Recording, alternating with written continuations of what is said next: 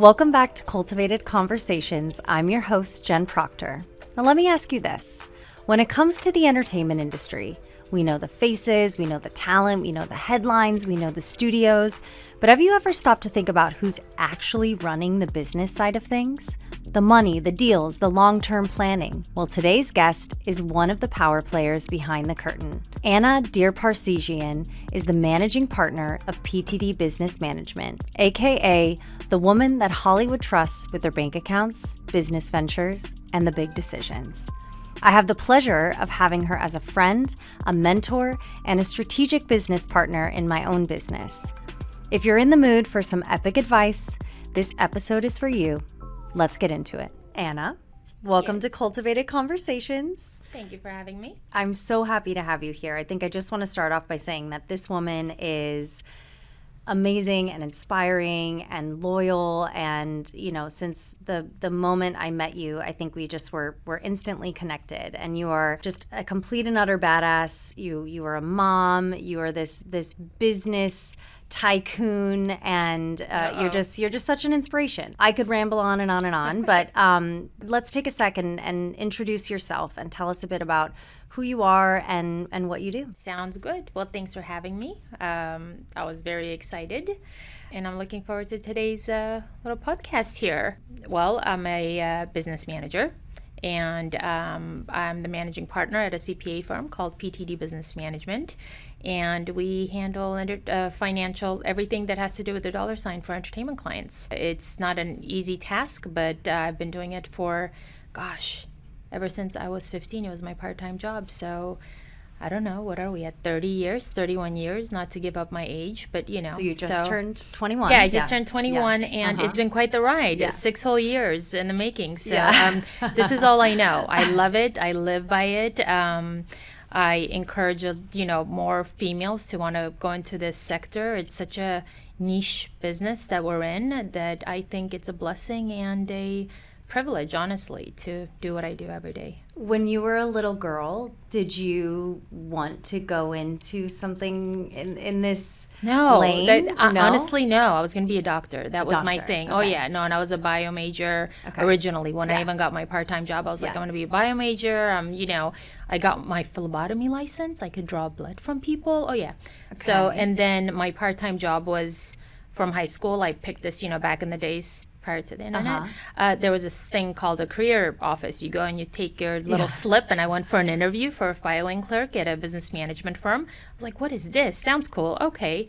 And it was the R&B era in the 90s. So a lot of musicians coming in and out, and, anybody from Naughty by Nature to Monica to Monifa to, Earth, Wind, and Fire, just name it. They were coming around, Oh my gosh. The stories you could tell, I'm sure. Yeah, Casey and JoJo. It was quite the time at the time. So by the time I was 18, I realized I was, it was good at this. Yeah, something was naturally evolving, and my boss at the time was like, "Why are you gonna go? What are you gonna do? 10 years, and you're gonna go to do residency and go into the medical, go into medical school, etc." He's like, "Why don't you just give this a shot, Anna?" I was like, fine. So here we are. Okay, and then what happened from then to now? Honestly, I was 20 years old. I never forget. I had one of my mentors call me and say, "Hey, there's a firm in the West Side that is looking for an account manager. I need a resume." And I was like, oh my God, I'm not going to leave this guy. He,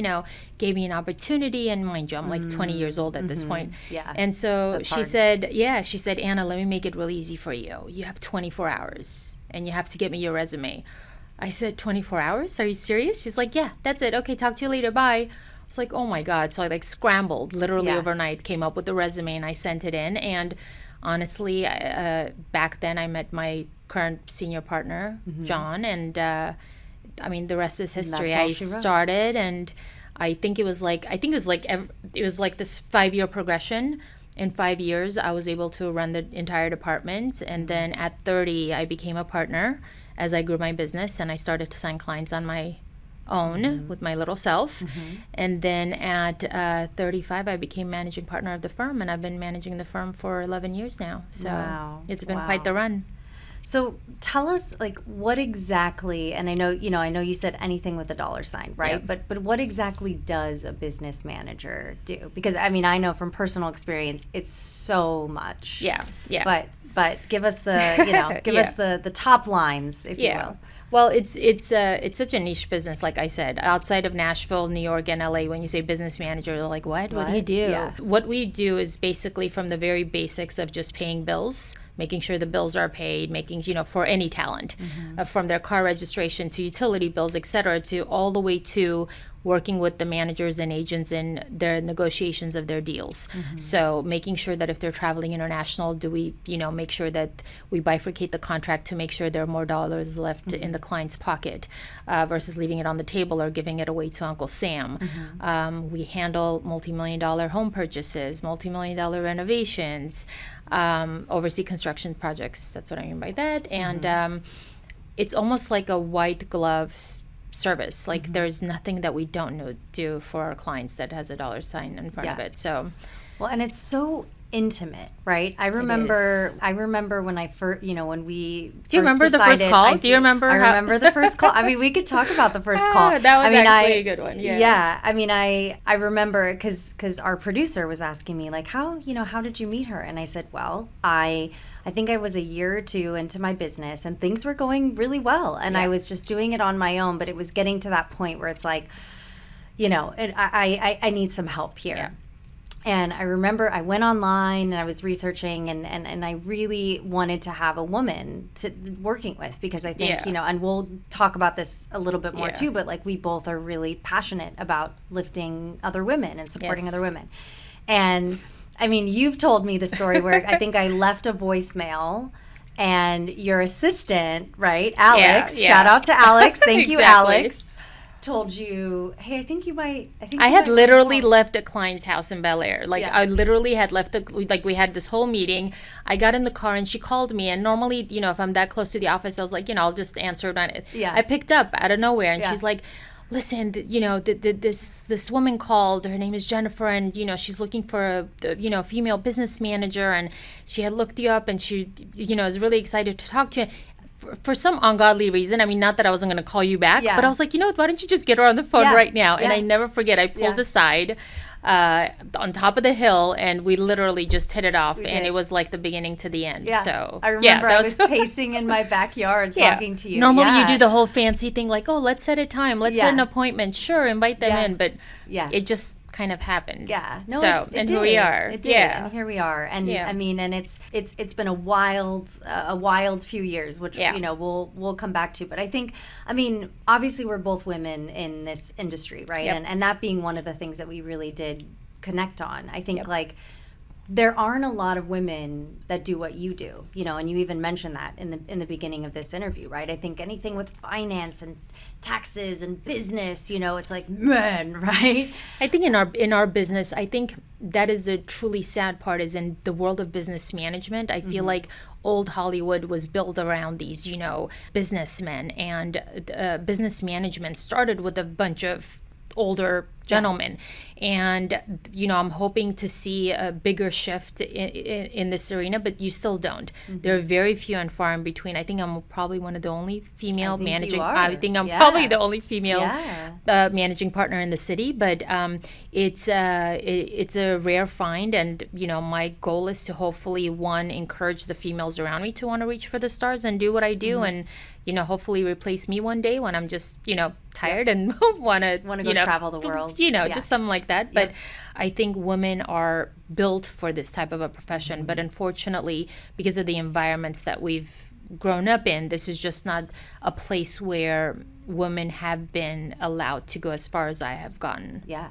Well, and I think it's interesting too, right? Because there's that fine line of being a woman in a powerful position in any industry, but I think in the entertainment industry too, right? Of that softness combined with balance just right. Yeah. So talk to us a little bit about, and maybe you don't even realize how you do that, right? But you do every day is this balancing act. Yeah. And honestly, I think psychology plays, I passionately love the psychology of everything, just like human behavior in general, even when dealing with employees or partners or clients. In our business, the psychological part is really, really important, because especially when and again, this is not about like, oh, us females, it's not about that. It's just understanding that as a female, your voice carries differently. So how do you walk into a room where people can gravitate towards you, where you are taken seriously, where you are looked at instead of the male that's next to you when you're having a business conversation and you have all the information. I've been in many, many rooms throughout the years where I've literally have had all the information, and they continue to respond to my partner who's sitting next to me. But what you learn from that is to build tougher skin, to be able to adapt to your environment, to know that you do belong there and you have to make sure your voice is heard. But the challenges that females do have is something that everybody talks about, which is if you're too strong, you might be taken a certain way. A lot of times when your voice is carried in a certain tone, you intimidate businessmen in the room. So it's this constant back and forth of understanding your audience and making sure that you style flex according to who's in the room and what the purpose is and what the objective is. So it's a constant juggle. It never ever stops. It is. Well, and I think too, I think at least I find myself sometimes sort of, second guessing all the time. And it's something that, I've come up in a certain way, right? So it's sort of like, almost like how they talk about generational trauma or so, you know what I mean? It's embedded. And I find myself in these rooms sometimes and, fighting for things that are no-brainers, that shouldn't be a fight, but yet I think the way that I'm being perceived or spoken to is like I have to put on the boxing gloves and like actually show them what I'm made of, whereas maybe a male wouldn't have to do that. So no, and in our business, in particular in the business management world, everything is twice as difficult, if not 10 times. And it is very, very apparent, especially when you're at a partner level, when you're at an ownership level, the game is completely different. You just have to, I always say, like, it's a constant game of chess. And you have to be really, really good at it. And you have to be 2 steps ahead at all times. I love it. I thrive in it. It's like my favorite challenge. And I actually get a chuckle when I realize I am intimidating people, because I just still look at myself as just this I know exactly what young you mean. girl. Like, it's like, I have the information and we're having a discussion. 21. But You're I only 21, am. So it's I get a kick out of it. It's a fun challenge for me. So, and I think as we get older, though, there's a difference when you're in your 20s, and then there's a different person that comes out when you're in your 30s. And I think when you tip over in your 40s, you become so much more comfortable. Nothing matters. Like, for me, the most important thing right now is to take care of my clients in the best way possible. If you're in the room and you're uncomfortable with me, that is your problem. I'm going to be kind. I'm going to be honest. I'm going to be direct. And if anything about that unsettles you, like, I can't help you. Like, as long as I can sleep at night knowing I did the right job for my client and I was professional and had my best foot forward in that meeting, then I'm sorry you feel uncomfortable. But that's profound, because that's a huge step and like an amazing place to be in, right? And I think one thing that I remind myself of all the time, and even my like friends, it's the best part. It's the best piece of advice, because as long as you know that you are doing your absolute best and leading with kindness and being genuine, then like fuck what anyone else has to think. That's their thing. Exactly. But I do think that, obviously the last 10 years, 5 years, there have been shifts, from even like, to even 20 years ago when I was, an assistant on a the narrative has changed. I think the communication styles have changed. I think the behavior when you're on set or a lot of things have changed. Are there any, specific circumstances or things in your industry that you've seen shift in that way, or? Yes and no. I think it's just a combination of things. So we're not the talent, right? So we're really behind the scenes people. So in my world, do I see more females wanting to get their licenses and wanting to, move forward? Yes and no. I think that women naturally still have the challenges of whether they want to be in the workforce or they want to be home. But the ones that want to be in the workforce, you do see making adjustments. my mission in life, and especially in our business, has always been to allow our female staff and employees to want to spread their wings. I always tell them, you want to become a partner, we'll take you there. You just have to show me that you have the hunger and the ambition and you want to take it there. So there are no limits.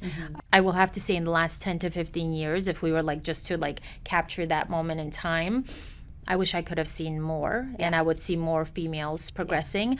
I would say maybe a little bit more, but not as drastic as I would like to see. And how about on the talent side, right? Because you see all these deals, like we both see all these deals that come through. Yes, we do. You know, have you seen a bit of a balancing act between what's coming in for male actor and what's coming in? Yeah. That I have loved witness, especially a couple of my really great female talents that I represent. That has been really, really amazing for me to witness, because all of a sudden we see the contracts come in for our male clients, and then we see the females. And I have seen, especially in the last 10 years, the jump in the episodic rates, the jump in just a flat fee even for movies, whether it has to do with their writers, whether it has to do with their trailers, like to actually see that equalize the way it has been pretty amazing. And to a point where even, you know, like I've like sat back and I've told my clients, like I'm like blown away, because you can't help but be excited for them, because you're like, this is great. And you don't have to fight as hard, right? And the fact that their voice is heard and they're able to make a move, and you know, and they're incredible talents. It doesn't matter if you're a male or a female. If you are a talented actor in general, you should be paid accordingly. That's it. Even 10 years ago, it was like, okay, there's music artists, there's actors in television and film, and you know, and then there's athletes, right? And now it's like we have Instagram, we have TikTok, we have podcasts, we have, right? So I'd love your POV and just sharing, like, are all of these new kind of sectors of entertainment as lucrative or building to be as lucrative as some of the more traditional sectors of entertainment? Yeah, and it's pretty baffling, actually, when you look at some of these deals and you're like, what was this person doing? And what do you mean? Oh, they started on YouTube? Oh, okay. Oh, they had a little bit of a blog, and oh, okay. And all of a sudden they're in these rooms with these incredible people, and they're getting these deals cut where I'm talking about multi-million-dollar deals. Like literally, my partner and I were talking about one of his recent clients recently, like the hardworking individual, young female, which I'm so happy about, and it's a multi-million-dollar deal that, you know, it's like the, you know, podcast and everything else kind of lumped into one, and you're like, how, what? Because the social media impact in our world has been massive, right? So a lot of people that didn't have platforms before have platforms now. So, and I honestly feel like if you're hungry and driven, the world is your oyster. So they're able to build things, they're making their voice be heard, and a lot of people like the voice that they're hearing. So all of a sudden a lot of doors are being open to these people, that whether they're influencers, whether they're podcasters, whatever it is, all of a sudden you're seeing deals where it's not like the actor that got the podcast, it's not the host that got this arrangement. So the platform's completely changed, the deals have changed. So we're constantly learning what all the new deals are and what all the back ends are and what a current deal looks like. And what would be your piece of advice to someone who is a YouTuber or does have a blog, or, you know, is a creator or influencer and has a business, right, but doesn't have a business management team? Like, what would be some basic advice about, okay, here's what you need to make sure you do to get to that next place? It's a combination of things. It depends on what you're doing. But I think for your basic YouTuber or somebody who wants to start a little bit of a podcast, first of all, you have to remember that you're going to fail 1,000 times. I think the biggest thing that people forget is that you're going to fail to get there. So a lot of these kids, I think, that are just getting started, will have the tendency to say, okay, well, this didn't work, so maybe I'm going to go back to what I was doing. So I think what you have to remember is that persistency and determination is everything. So you have to stay constant. So whatever it is, as long as it's something that you're truly passionate about, continue and stick to the plan. Because whether it's, you know, buddying up with somebody who's, you know, if you're really good talent and you're creative, find a friend who's a geek who knows the algorithms in the background of the YouTube that can potentially figure out how you can monetize on the back end and how you can do all these cool little tricks, you know? Yeah. You just have to be savvy and resourceful. So if you have a couple of those cool friends, pull them in. You know what I mean? And maybe you can negotiate at a very minor level and say, listen, when I make it big, we can make an arrangement and have a side deal of, what you might compensate them with, etc. But the one thing the advice that I will give though, for people who are immensely talented and who are about to just break ground, make sure you're not taken advantage of. Just remember that your creative work is your own. And sometimes we are in an environment and surrounded by a lot of people that might come in and take advantage of you. So make sure whether it's a form online through LegalZoom.com, whatever it is, just make sure you protect yourself as you get into these little very basic elementary level negotiations with whether it's friends, whether it's family, whatever it is. Just try to protect yourself and your creative That's genius. Really good advice. It's really good advice. Yeah, because I think you don't know, right? And you just start kind of trying to figure it out as you go, and then fast forward 2 years or 5 years, and something you didn't do or didn't do properly has now wiped you out. Exactly. Yeah. And if you want to hear horror stories, you can watch them on Netflix. There's many of them. So. Yeah. So I want to talk a little bit about relationships, because I think, number one, both of our businesses are similar in that way, where it's like it's all relationship. I think yours in a much more intimate way, right? People, where the skeletons are. All of them. And there's something about your finances, right, that is more intimate than even standing in a room naked, right? Because it is. It's all the mistakes you've made, all the wild purchases you've done, all the bad investment, right? I would love your advice, or just to hear a little bit about, how do you build those relationships and build that trust with clients? Yeah, I think you hit it right on the nose, which is trust. How do you build trust? Yeah.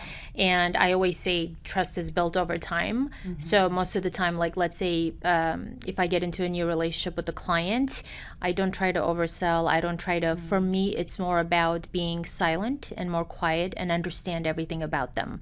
Because I need them to build trust with me. So the way I look at it is just like when our relationship started. I need to have you feel that trust and build that trust naturally. I never want to force it upon anybody, because that's where I think the true magic lies, is naturally just building, and through the quality of your work and your deliverables and making sure you meet the objectives and the goals of your client helps you start building that trust. Because you have to remember something.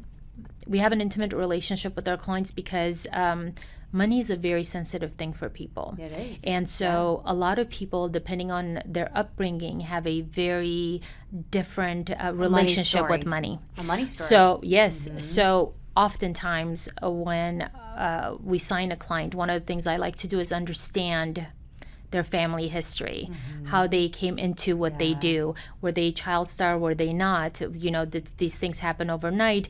And I start asking questions just to understand their behavior with money, and are they savers? Do they like to blow through their money? Like all these questions, because I start to understand their insecurities and securities around money. And the more you understand your client, the more they also feel like they're being seen and heard. And I think that is the biggest thing of all. Again, everything goes back to psychology.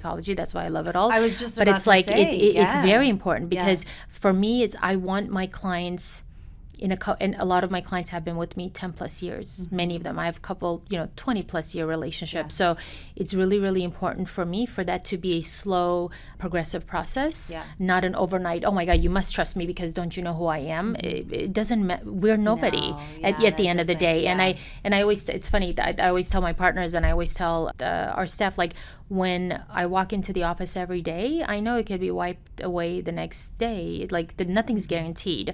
So I'm very, very grateful for each and every day. And that's why I try to take care of my clients in that same way, in a very delicate fashion, because they work so hard for their money. And we have a job to make sure we preserve it and hopefully build wealth. Yeah, well, and I think a lot of what you said, that psychology too, I think it relates to how we negotiate, that building of trust, that kind of putting yourself in someone else's shoes and understanding their POV, right? And you can't force this is how you should, it's not, that's not the case, because our beliefs get parked in the door. What they look forward to us is to share our ideas, to share our personal stories.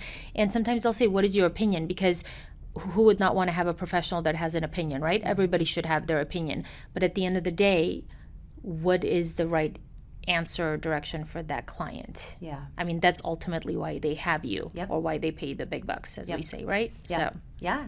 Well, it's reading the room, right? Which is something that I feel like I'm doing all day, every day. Yeah, right? 'Cause we have to. Yeah, you get into some conversations and they want to joke around, and another one, they want to get straight down to business, and it's so much about reading people, and that's so much of what we do. it's the fun of it all. It I think, is. I always tell people, love like, it, and you love it. yeah, It's- I always tell people, like, if I was doing just basic accounting in a room, like, you would not find me anywhere near this profession. Yeah. I think the reason I've thrived and I've survived for so long is because of the relationship aspect of it. I love building relationship.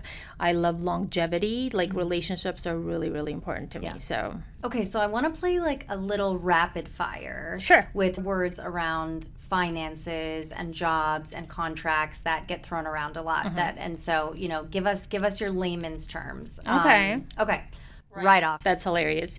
Write-offs. I think a lot of people have a tendency to use that word very loosely all Yes, the time. It's a they do. write-off. It's a write-off. Not everything Yeah. is a write-off, Yeah. and we always have to get into. So write-offs are basically deductions based on the field of your profession that the IRS will allow you to take as a deduction.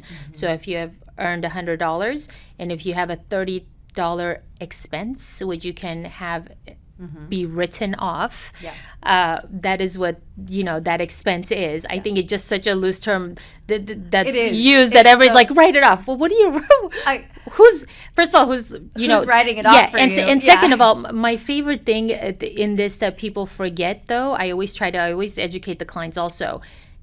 Cash going out is still cash going out, right? Ultimately, you see what that net benefit is of having that business expense. But at the end of the day, whether it's $30, $10, $15, there's still a net spending it. incremental difference that is coming out of your own pocket. Yeah. Okay, back end. So back end, mainly for talent or producers or directors, etc. This is a piece of the pie that you get to potentially share when you are producing a film, a television series, etc. So you might have like this let's say you're a talent and you have written this amazing script, and you go out there and a studio loved it and they're buying it, and all of a sudden you're going to be acting in it and you're going to help produce it, and you're like this multi-hyphenate, right?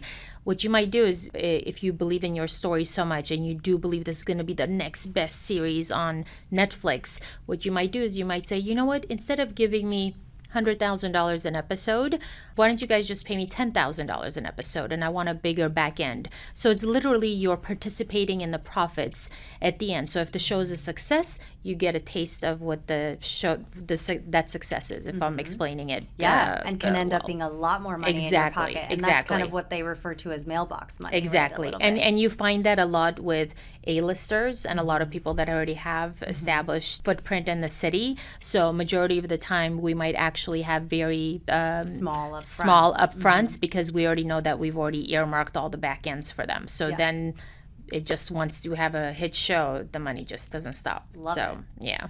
Okay, equity. Equity is most commonly used for ownership stake in investments that you might make. A piece of ownership stake you have in something. So if somebody brings you an investment and says, oh my God, this is the next Google, and as a friend, I'm gonna let it, people invest for up to like $10,000, and you're like, sure, I'm in, I'll go in at the beginning. And so you will have an equity share depending, here are all my disclaimers from a business manager's perspective. I don't know what your deal looks like, but in general, that $10,000 is going to give you some sort of an equity stake within that company, if that makes sense. Makes sense. Yeah.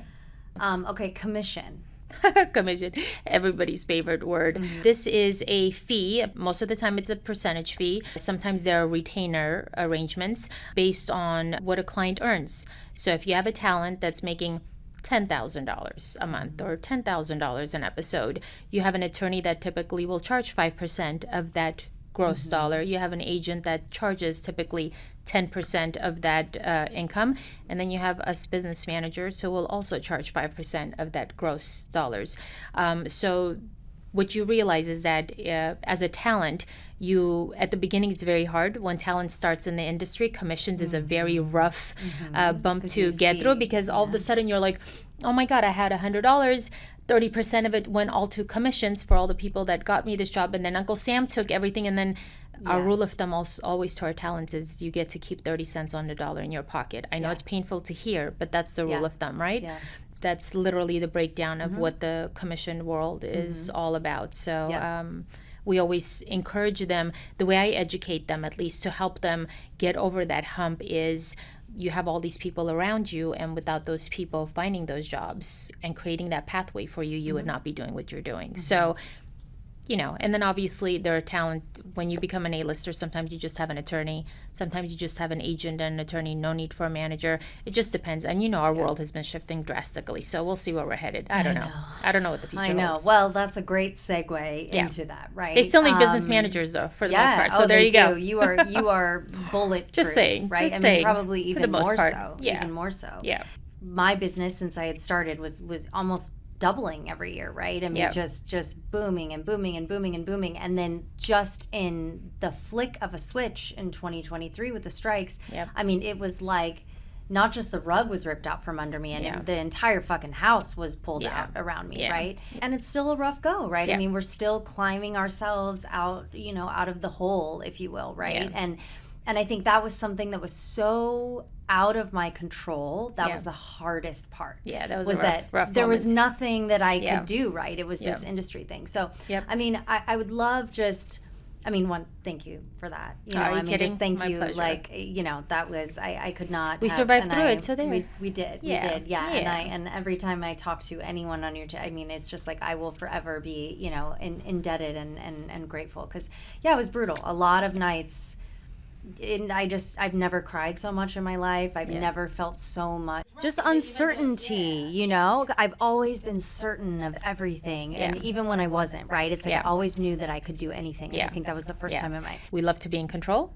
And 100%. when you lose control over something, it truly was out of your control. You had all the contacts, you had all the resources, you had everything ready to go, but you couldn't make a move. I couldn't. And that was, you know. And that was hard. Yeah. COVID, at least, you know, I mean, for my business specifically, in the beginning was very much like that, but then actually ultimately ended up being some of my best years ever, because we're sitting behind our computer and you can do 50 times the amount of work because you're not driving all around town. Exactly. But I think what would be, you know, entertainment industry or just at large, right? What would be some advice to better prepare for if shit hits the fan? Something globally that I think helps everybody, whether you're rich, poor, somewhere between, it really doesn't matter. I think mental strength is such a significant factor in knowing that, to be very well aware, you could have spiraled out of control. You could have spiraled out of control. Oh my God, the world is over. Let's shut down Cultivated. Forget this is, you know. But it takes a certain mental strength, right? Yes, you do cry. We all cry. I mean, everybody knows we cry. But that's the thing. There's nothing cry. to hide. We never do. Healthy, but yeah, exactly. You know? It's actually quite a cathartic thing. Yeah, exactly. You're like, I was like, let it out, Jen. Just let it out. It's okay. But one of those things I would always tell people is you never know what's ahead. So it's always good to build yourself up mentally, to know that not every day is going to be butterflies and rainbows. I constantly strategize mentally. Like, so if I have partner meetings or I'm having staff meetings, I'm constantly thinking of that chess game that I always tell you about. Like, I love to strategize. Like, what if this happens? What would I do? What if this happens? What would I do? So I constantly have backup plans in my head. So when the strike hits, I already have a backup plan ready to deploy for the firm, and I'm not as anxious and as excited in a bad way. If things are going well with you, fantastic. Always have a backup plan just in case anything goes sideways. Because I think what it does is it prevents you potentially from losing it all. To be able to have that mental strength, to be able to sit back and say, I thought about this though. And I don't necessarily need to lose everything. I just need to steer the ship. And we did a lot of talking, you know, during that time. It's like, no, let's try this. No, let's give it a couple of more weeks. It's okay. And it's not about one of those like wishful thinking, like, oh, I'm going to win the lottery, everything's going to be okay. It's not that. It's just making smart moves, making smart decisions, and getting yourself out of situations. But building a strong mental system for yourself, it takes a while. And it takes, like I said at the beginning of our conversation, is it takes a lot of failures. So it's okay to fail. It's okay to lose certain things. But I think you get to a point where when you mentally constantly talk to yourself. I talk to myself all the time. You do? Sure you do. All the time. I have discussions from the moment I wake up. So until I sleep. It's a there's a lot that goes on in his Yeah. head. So, but it's just one of those things that I always encourage people to have the conversations with themselves, to have their worst case scenarios kind of mapped out, so that you don't have the, oh shit, the world is over, like I'm screwed moment. Yeah. We're going to have those. I'm going to say those words. You're going to have those words. But it's a lot better when you've already mentally prepared yourself for this might happen, that might happen, this might happen. Yeah. And so I always tell people, like, yes, you're enjoying the good times. Like, always plan for a worst case scenario. You never know when you're going to need it. Yeah. Well, and I think and on that note is from those failures, right, and from those worst times, I think, and from that mental strength comes resilience. Oh my God, yes. You know, and I think, you know, I mean, again, we're still not out of the woods, and the industry is still a very scary place. Yeah. But I think, you know, I'm always a glass half full, and I know you are too. Yep. And I think that's sort of my POV just my whole life anyways, Yeah. is you can get through anything, and once you get to the other side, you look back, and yes, it feels terrible when you're in it. Yes. Like it feels like the world is ending. Yes. But yeah, on the other side, you're like, oh shit, like I understand why that happened, and this is what I learned, and this was my takeaway. And you become here's- so much stronger. And I think there's this Totally. huge self-reflection that happens, and you look back, you're like, damn, I survived, and this is great. What a great feeling. And I honestly feel like every day you'll walk into the office with your head a little bit higher. Yeah. And I feel like you then exude just this confidence and positivity that you're able to spread amongst everybody else. You know, I start every morning with blasting the music in the office just to annoy people. I love but that. it puts me in a I good love mood. that. So, but everybody knows it. And the joke in the office is that I'm usually the first partner that's in, and I'm in my little unicorner, as they call it. A so unicorn? yeah. I love it. So I'm gonna send you a stuffed unicorn to put in that corner. Jen, that's gonna be funny. So I get in, and literally they all make fun of me. I have this massive speaker next to me, and I just like start blasting the entire floor. Even I think the attorneys across the hall, like the entire floor can hear the music. Just depends on my mood, whatever I'm into. Yesterday was all oldies, but whatever I'm into. And as my partners come in, like after each one, I start like the decibels start going a little less, Lower, a little lower, less, a lower, little less, lower, because lower. you know they have to have conversations and stuff. But it's you know, I feel like anything you can do to just change the atmosphere and put people in a good. Yeah, the industry needs people like that, right? I think they're, you know, I mean, I probably do 10, 20 sort of, you know, as I'm sure you do, sort of, you know, just random catch-ups, schmooze calls, right? God, Meetings a week, right? Yep. And Easily. I've never seen, even in the strikes, I don't think I saw it, like kind of what it feels like right now. I think freelancers are just, you know, there's no work. And then people who have these steady jobs at these big companies, I mean, there's layoffs happening everywhere. So, I mean, as someone who sees the dollar signs and understands the economy and the business of it, I mean, what would your, like, do you have any predictions? Do you have advice for, like, how are we going to get through this? You know, we always say nobody has a crystal ball. So it's going to be interesting what happens in our industry. I think what we're going to see is a lot more mergers and acquisitions, whether it's the studios, whether it's, we've seen what's happening with management companies, business management companies, PR agencies, firms, PR firms. So I think as we progress into the future, whether we like it or not, you know, there's going to be the 5 elite agencies or 5 elite management companies, 5 studios, or I think like you're going to see the numbers shrink, and you're just going to have these moguls that are kind of like take space Almost in like our how arena. it used to be. Yes, I actually think it's reverting in a weird way. If you kind of pull back and you kind of analyze and see what's happening, I think that Hollywood grew, and everybody, like, it was just these Started massive their own company. Yes, and, and it's like it just spread, and now it's like everybody's like, okay, and everybody's kind of like pulling back. That's why you see everybody so restless and worried, because production deals are not getting greenlit like they used to be. You know, all these like things, right, that are not shifting the way they used to. But I do believe that give it a couple of more years, I almost feel like it is going to go back to that. Like you're going to have this 1 or 2 agencies, you're going to have 1 or 2 big law firms. I feel like there's just going to be a couple of really big staple places that exist. And I think the deals are probably, we saw what happened with music deals over the time. We saw what happened with talent deals over the time, production deals. And I think that all of that is also going to get streamlined to where it's not there is a universal deal, because I think each talent still is different and has a lot of different tentacles that you have to address. But I do feel like that there is a streamline of sorts that comes down the pike eventually.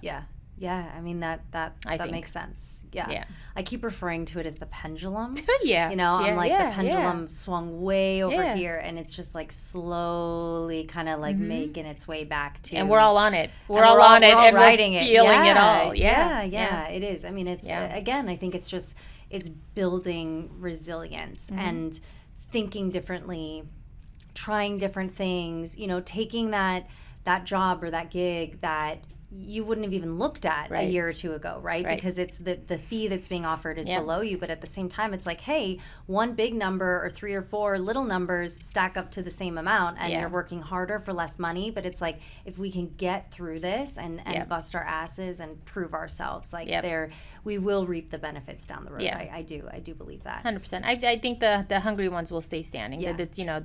Like I said, you just have to stay persistent and hungry, and there's still a lot of work in the city. That's the other part of it all. There's still so much work in the city. There's so many amazing projects, and Hollywood in its collective form is so far from being over, but it's just a matter of what do the deals look like, how many studios survive, and who goes away and who stays. I think it's the business element of it all, and unfortunately the talent is the one on the pendulum going along with all the corporate heads as things move around. So it'll be interesting.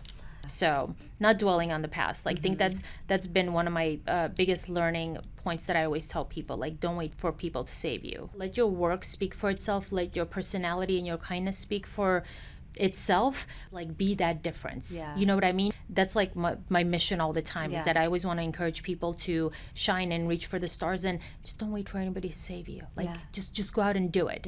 If you want to dream, go out there, do it, aspire, reach for the stars, and hopefully you have some incredible people around you that can help you take it to the next level. What are your dreams, and what are you reaching for the stars on? Like, what are those? I mean, that was the most profound piece of advice, right? But I mean, here obviously you're so far along in your career, but yet you have so many years ahead of you. My ultimate dream, and I've been working really, really hard at this for a long time, and my partners know this as well. My vision has always been, in our industry in particular, like let's just specifically talk about business managers in the city, we're very few and far in between. There's, I would say, a good solid 5 now, or maybe 7 in the city, and we're one of them. But I would say my biggest challenge for myself, and what I look forward to, because I know it's coming, because it's practically here, is I always said I wanted to be that boutique firm that people could not get into. And we are getting there, because we have not entertained any merger conversations. We've had people knock on the door. I always say you meet new people because it's fun, and why not? Always take a meeting. Exactly. You know the rule of thumb. Always take a meeting, never say no. But at the same time, we've built something so special and so unique. Our work product is on another level, and I just refuse to, merge with a company where I have to nurture them, and I have to lead them, and I have to mentor them. We have something so beautiful. We have 50 plus employees. We have such an amazing round of clients. I want to keep it very boutique-y. I want to be the only boutique entertainment-based CPA firm in the city that everybody wants to be a part of. Yes, I love that. Sounds good. It does. Sounds good. I love that. So there.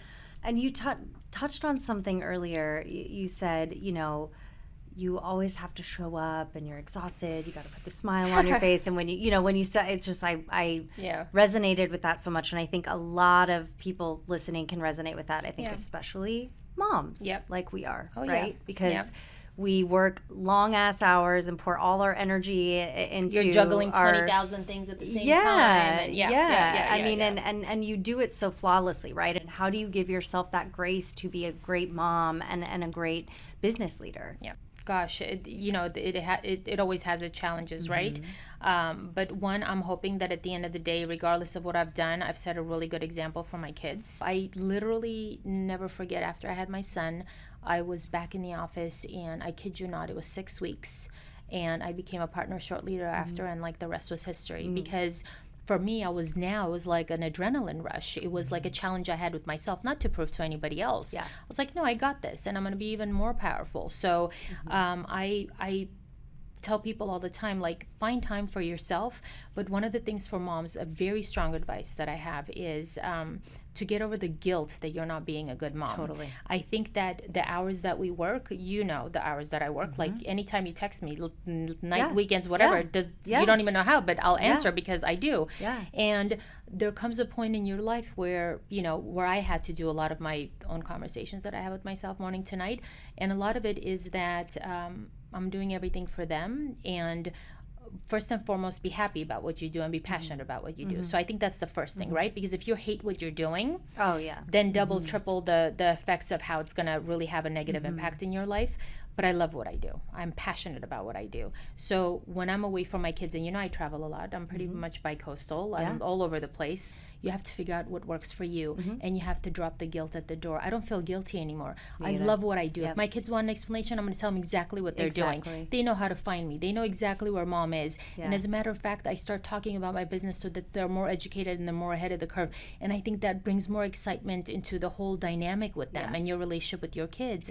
And so the number one thing I would say, if I were to isolate everything for all moms, is to park the guilt at the door. Because if you think, and never let anybody also tell you that you're less of a mom because you're not as present. I am very present in my kids' life. Or less of a businesswoman because you're a mom. Exactly. And there was a huge point in my life, I remember, where as I was growing up in my 30s, where I was like, maybe I shouldn't talk about the kids at work because then I'm going to look like I'm missing them.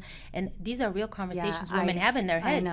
It's like, if I talk to them, and be like, oh my God, here she goes talking about their kids again, this and that. And I think one of the things that I've done, because I agree. I think I mean, similar to you, it's like I'm everywhere all the time. And you can't do the guilt thing. There's absolutely It'll no kill you. point. It'll kill you.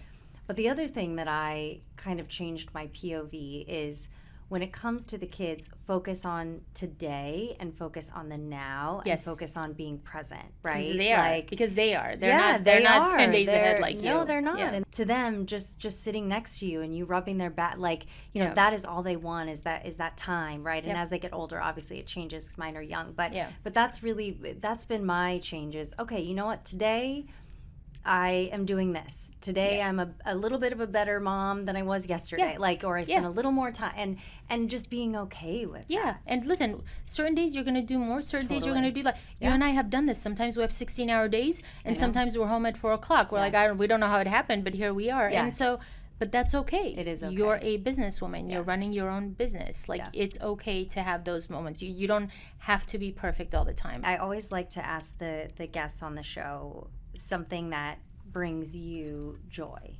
For me, honestly, it's just gratitude and just like the simple things in life I don't lose sight of, you know, even silly things like when you and I are back and forth in the East Coast, I don't take any of that for granted.